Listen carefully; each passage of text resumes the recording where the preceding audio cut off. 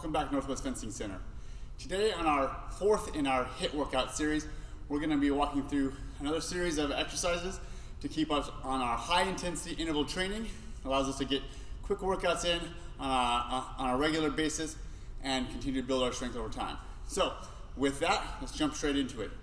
First and foremost, remember to check that description. It's going to give you a link to our app that we'll be using, which is our HIIT Timer app, which is free on the App Store or the Google Play Store. As well as in the description, you'll have a link to the workout file itself, which we recommend printing out and keeping with you near your workout space to keep track of what you're going to be doing from each along the path. So with that, let's go ahead and check out our list. All right, today on our fourth workout in our HIIT series, we're going to do some squat kicks. Again, we're going to be doing everything on 30-second intervals with 15-second breaks in between. So we're going to do our squat kicks followed by a rest. We're going to do a quick high knees, just jogging with high knees with a 15-second break. We're going to do a series of burpees, 30 seconds, quick rest.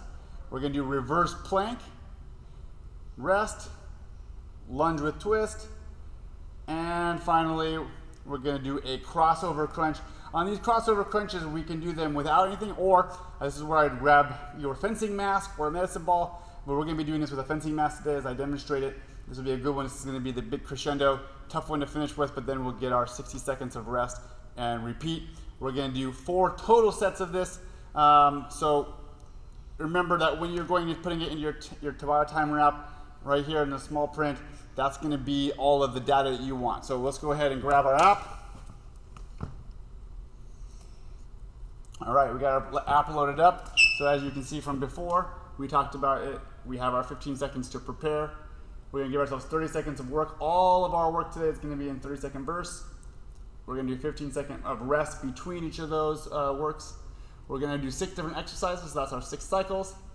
We're going to do 4 sets, 4 times through the whole thing. And we're going to give ourselves double the amount of rest as we were working. So we're going to get 60 seconds of rest before we head back and start the next set.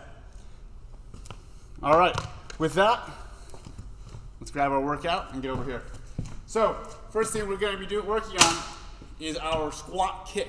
So we're going to go into a simple squat position. When we get to our low, slow squat, we're going to be here about 90 degrees, no deeper. And then we're going to kick, and we're going to try almost like a straight leg kick. So if we were doing our straight leg kicks, we'd be just doing here. A lot of times we do that for like a hamstring stretch. Now what we're going to be doing is a combination of a squat, kick. We're going to squat again, and this one we're going to do the opposite side. We're just going to keep going back and forth between the slow squats, getting nice and low, then reaching out and making nice kicks. So we're going to get some strengthening in our legs, as well as a little bit of a stretch, some flexibility in our hamstrings. So those are going to be our squat kicks. Again, from the side, I'm going to come down 90 degrees, reach out, kick. Kick. You're going to try to keep that leg completely straight on those kicks. We don't want to be bending that knee when we kick. We want to do our very best to really stand up tall, get the head up, shoulders back, go back into our squat. Whenever I do the squats, I like to put my hands out in front as a counterweight. That way I like to keep my shoulders back, my head up. I can really keep that core activated. And then I'm going to come straight back up tall when I come back to this. So those are going to be our squat kicks. Give ourselves 15 seconds rest. Next is going to be our high knees. A lot of us have done these kind of high knees, jogging in place, really focusing on just we're going to be doing our high knees. Giving ourselves a waist height target to keep them going. And we're just going to keep that up here. High knees, your hands out in front. Just know you're keeping them nice and high. You're going to jog that out. Nice high knees for 30 seconds. All right, so catch your breath. We're going to come back. We're going to move back over, hopefully for a carpeted area, a mat, or you can put a towel down. We're going to be working on our burpees. So we're going to come down, squat down, hands out in front of you, kick back, bring it back in, stand and jump. And down, back, in, repeat. Really make sure when you come down, you're still stay strong. We don't want to get any injuries on our back. We're going to try to kick straight out, as straight as we can, like a plank position. We're going to come right back in to that position where we can then get straight up, jump, and try to jump and reach as high as you can. Keep that going for the next 30 seconds. Then we're going to give ourselves a quick break. We come back down onto the mat. We're going to be doing a reverse plank. With our reverse plank, we're going to have our forearms against the ground.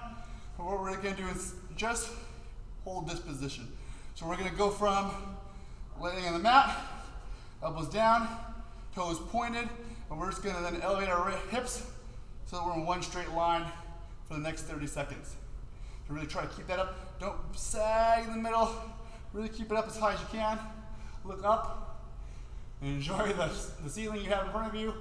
Hold that for 30 seconds until your timer beeps, and then you'll get your next 15-second break. So 30 seconds on the reverse plank, hold it, and maintain that position is the key. Breathe and be ready for the next one, which will be our lunge and twist. So we're going to get back up. After our reverse plank, we're going to do a lunge and twist. Our lunge and twist, I really want you to have your hands together like a fist. You keep it close to your core. When we lunge out, we're going to step forward. We're going to lunge. And when I lunge, I'm going to stick my arms out and I'm going to twist side to side. I'm going to bring those back in. Step back, and I'm going to switch my legs. Lunge forward, arms come out, twist. Step back, twist. I'm really trying to get big rotation here on each side. 90 degrees to my left, to my right. Bring it back in, and then repeat. Get my hands out, twist, twist. Bring it back in. Alternating our feet, left side, right side. Big twist, 90 degrees. Bring it back in, core, chest out, head up. That's going to be our lunge and twist. And then our last one is our big finish for today. Is going to be our crossover crunch. This is the tough one. So we have our fencing mask. We're going to come back to our mat. We're going to sit down. I want you to take your fencing mask, place it down by your feet. You're going to pinch it between your feet. You're going to lay down on the mat. You're going to have your hands over your head. Now what's going to do is I'm going to do a crunch. I'm going to sit up and I'm going to cross over. I'm going to grab that fencing mask and come back to the same position with the mask in my hand. So I'm going to raise it up, come back down, then I'm going to come back, place it back within my feet, and I'm going to continue this pattern of going back, coming back forward, crossing it back to my feet, and coming back and forth for the next 30 seconds. And then I'll get a well-earned 60-second break. Go back to your list. Remember that you're going to be starting with your squat kicks, and you'll be building back through. You'll go through that series of 6 exercises 4 times, and then you'll be done. This is a 20-minute workout.